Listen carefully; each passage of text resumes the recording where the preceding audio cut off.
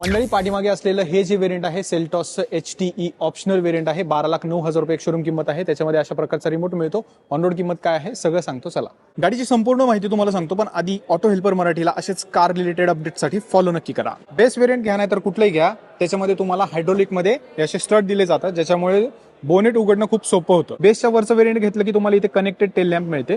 बाकी इथे reverse parking camera सुद्धा दिलेला आहे. इथे अलॉय व्हील्स वाटतात, पण ते कव्हर आहेत आणि 16 इंच व्हील तुम्हाला इथे मिळतात. या ठिकाणी फ्लश डोअर हँडल्स आहेत, हे फक्त मॅन्युअल आहे.